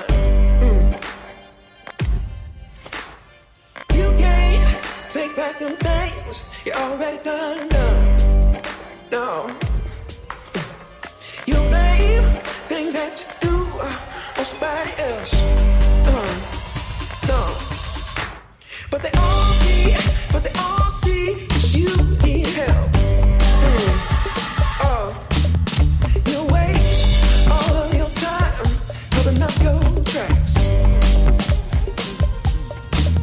You try so hard, hoping that one day something gon' change.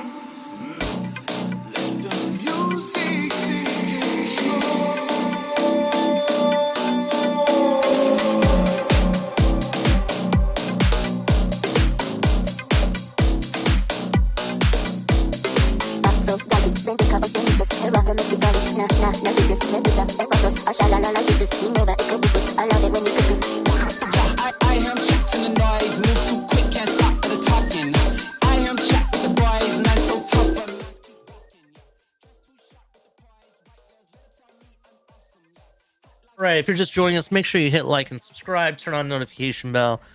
This is Top of the Tailgate. We've been talking about the Miami Dolphins. I addressed the fan base and what I felt about the game last week, as well as what I thought about some of the people in this fan base, not everybody, but some people, and how it's really kind of like breaking my heart. It's like literally, I've thought about this, people that I think that are my friends, that people that I thought were my best friends and stuff, and how they can turn their back like a light bulb on and off on this team. It upsets me. It upsets me greatly. I've talked about that. Listen, we are the freaking Miami Dolphins, right? We are the Miami Dolphins fan base, right? I remember the days when Miami fans, people used to tell me that, man, Miami fans, they're tough, man. They regardless, they don't care about anything. Their team is the hot stuff, and that's it. We have the Heat, the Miami Heat. The reason behind that heat is not just because we live in the Sunshine State or it's hot as balls in South Florida. No, the Miami Heat is because of what the town, the city, and the people in the city and the fans in the city bring, right? And not just the city, but just in our fan base in general. That's what I thought of when I think of Miami Heat. That's what I think of when I hear about the Miami Hurricanes, because regardless of how bad their teams were back in the past, it didn't matter. They were true loyalists to their fans. They didn't care. They argued like lawyers, right? Color commentary would sit there and argue like a lawyer, right? That's what I think of when I think of Miami Dolphin fans, right? But nowadays, this new paradigm, what are we doing here? What are we doing here? We're sitting here and, oh, he's great. 3 touchdowns. We're going to win the Super Bowl. Next day, you're crap. This is the worst team ever. Team's over. I'm going to go trade in my tickets and sell it to everybody. And it's only like 5-6 games in. Right? That's how it's been. Roller coaster. I refuse to be a fan that way. And I'm going to call out people for being that type of fan. We got, you know what? There's going to be a transition here. There's a transition, and it's going to hit us. It's going to hit like a nuclear bomb on TFTG. Right? Just wait. Wait the coming week or so. You'll see. It's coming soon. What do you guys have for me? Let's talk about stuff you guys have in the chat. I want to go back up. I just had to take a quick break here. Dolphin Don says, good morning, Ali. I think the bye week has found us in the perfect time. We can regroup and finish strong. I agree with you 100%, bro. We're going to have people that are been playing through injury get some time to relax. Durham Smythe and his ankle injury. I think this is the one disappointment I have for this year. Waddle hasn't performed like Waddle of the past. He's still good. He's still electrifying, can catch the ball and all that stuff. In fact, he's gotten better at catching the ball. I would argue that. But he's been getting hurt a lot more this season. Let it be back injuries, knee injuries, groin, hamstring, whatever it may be. He's been having it. And I need him to heal up and finish the season strong. That's what I need. I can't wait for River Craycraft to come back as well. We talked about him being injured and being on his 21-day turnaround time. We need him to come back. And I'll tell you why. There has been some issues I've seen as of late where our receivers or our offensive skill position players are not lining up where they need to be. And you see players yelling at people. Like there was a play where Claypool wasn't lining up right, and he didn't look like he really knew what was going on, right? River Craycraft doesn't have that issue. He's going to come in. They're going to give him the play. He'll line up exactly where he needs to be. Tyreek even said it during the offseason. That's why he drafted him. His first pick out of all the receivers on the team was River Craycraft because he doesn't have to worry about him. He knows exactly where to line up. He knows his assignment, knows the route, and is going to do whatever he can to do that 100% effective every time, right? We don't have, I said this on Sunday, we don't have a third wide receiver number 3. We don't have a true number 3. We wanted to say it was Robbie Chosen. What role has he played? Nothing. We want to say that it was Braxton Berrios. What has he done? He's done a little bit here and there, but not consistent enough, right? And the way I thought they'd use him in the short game, they don't use him in the short game. It's always the intermediate throws they use him. So just my opinion. In addition, we brought in Chase Claypool, a wide receiver 1 on a lot of teams. On a lot of teams, he's wide receiver number 1. But what has he done for us as of yet? We haven't seen enough of him. Is it because he doesn't know the playbook? Is it because, I thought we were bringing him to be primarily in a run blocking scheme, and he could be that outlet tight end type of role. We've only seen us throw to him once. So that's what my concerns are. So I do think we do need the rest. We do need to, we need to start, recouping and get players ready for the strong push. December push is coming, and we need to be prepared for December.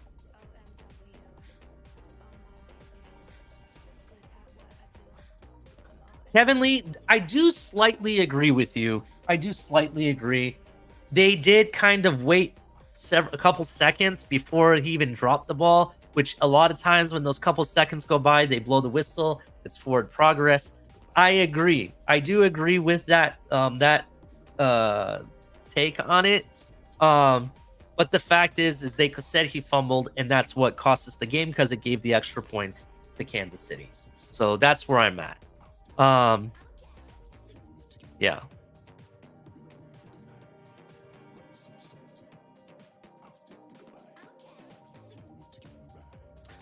Willie Shark Molino, as much as I would love to go after the top center, Miami's history is they don't really go after top centers anymore.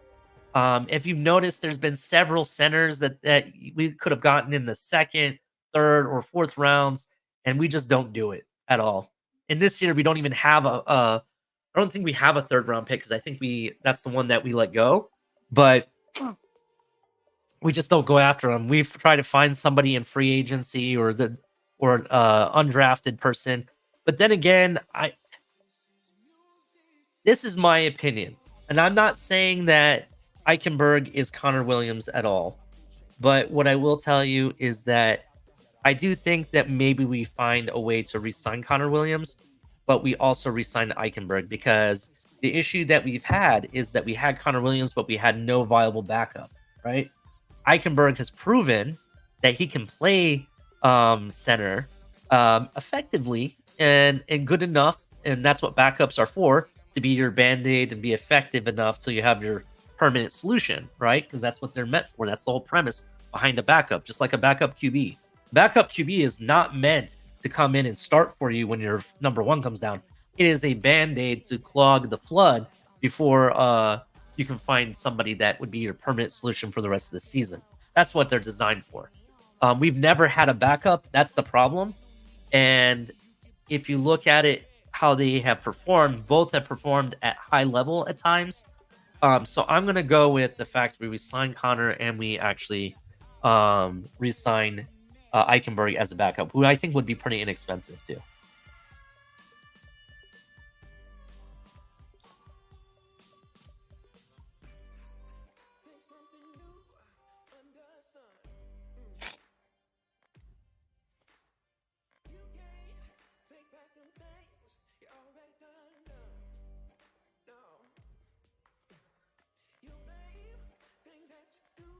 Yeah, I saw we were working out some receivers.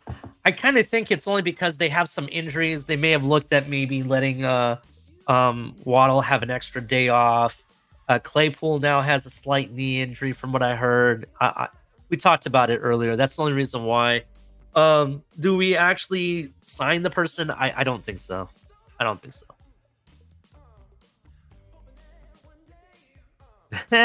It's Wednesday morning exhale now.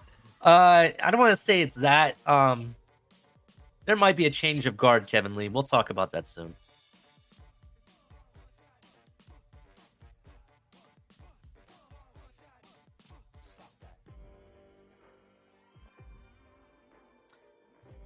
So, Miami Kid says Ali's fan base has been loyal, but this franchise keeps failing them.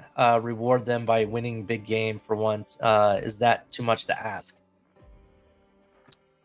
No, it doesn't. But let's not forget, Miami Dolphins have won big games in the past.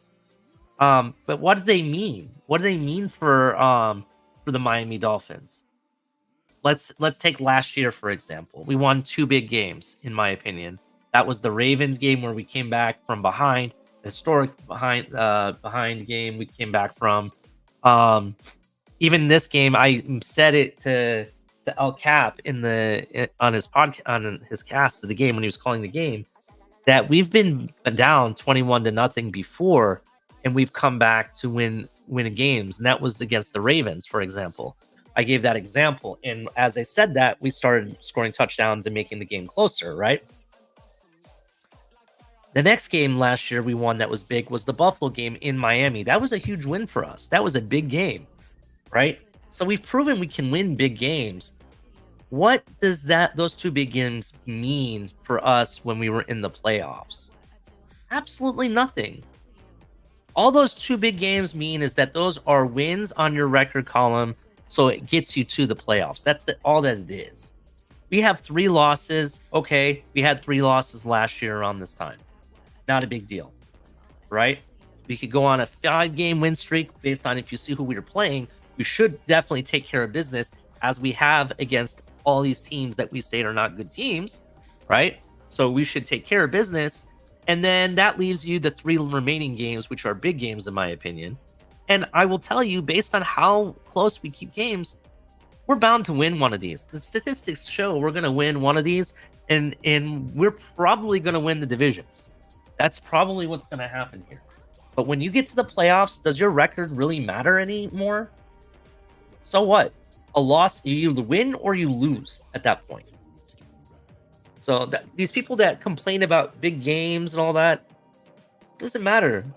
I just proved to you earlier in the show, 72 Dolphins, they went the whole season and not one team had a absorbent winning percentage or record, win-loss record during the regular season that they won against. Everybody was either just 1 game above 500 or lower, right? The entire season. They went to the playoffs. They finally won against teams that had double-digit winning records. That was the Cleveland Browns, who was number 2 in their respective division, the Steelers, who was number 1 in their division, and then the winning the Super Bowl against the Redskins, who was number 1 in the NFC at that time.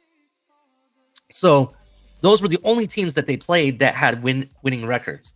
Now, if you count in the preseason games, which back then they used to play 6 games in preseason, just so you know. So that's a lot of playing, to be honest. So I don't know. We'll see. For me, I don't like how fan bases will turn the light bulb off just because you had a loss. Oh, and ready to pack ups. And I even had people offering to sell me their tickets already. Are you serious?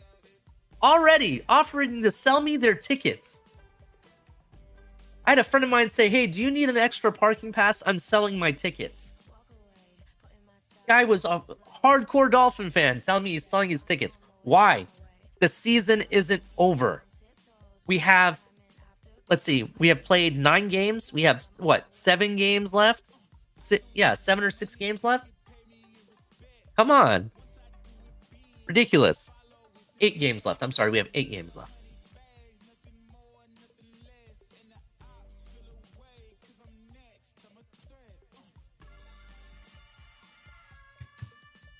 Ronnie N says, 20 plus years, you can blame us every time we believe in this team. They can't continue to let us down. It's called being a sports fan, bro. It's bound to happen. It is what it is. You either root for your team or you're not a fan. That's basically how I see it. Now, I understand people want to be fans different ways. That's all up to you. But don't tell me that the season is over. Don't do that. It's one game. It's one game. And that's the thing. You guys are trying to buy into...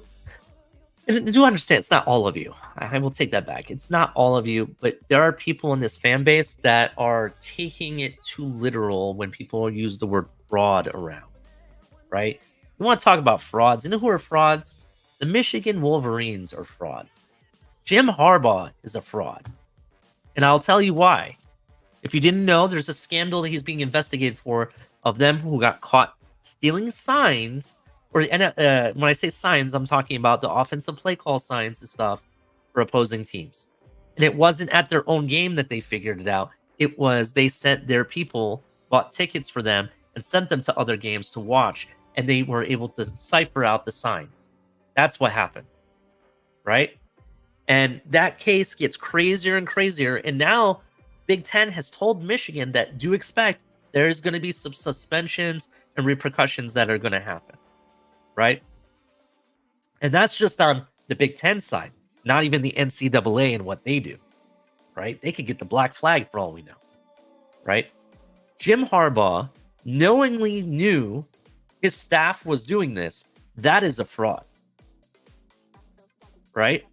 Just because the game didn't turn out your way in a game does not make you a fraud. The whole premise of fraud is that you're trying to show that your team can never do something when they can't. They've already done it. So the fact that, and I take that back, I may have explained that wrong. What I'm trying to say is that this team is a good team. I'm not worried about it. I'm not worried that people are calling us frauds because, in all honesty, I don't believe it. I don't buy into the fact that we're frauds. You know what I mean? Nobody expected us to be in the position that we were in anyways. Remember, before the season, we were 8-17, 8-8, or whatever. Where was it? 8-9 team, 9-8, 9-8. Everyone thought we were going 9-8 before the season. And I'm not talking about our own fan base because we always say we're winning the Super Bowl. We always do that, right? I'm talking about the media. Even Las Vegas, the win-loss record that they have. You go listen to what they have to say. They had us only winning 8 games, maybe 9. We've been, me and Color sitting there checking it to see if it changed at all week to week, right? Didn't matter what we did. That's where they had us. We're at 6 games. We have 9 left. We can definitely, actually we have 8 left. We can definitely win those games. And I'm not worried. I'm not worried at all, right? They doubted us. We've already proven to them that we can win more than what they said. Who's the fraud? Maybe it's the people running the Vegas lineup. Maybe they're the frauds. I don't know. All I can tell you is that until it actually matters, which is in the playoffs, I refuse to believe that we're frauds.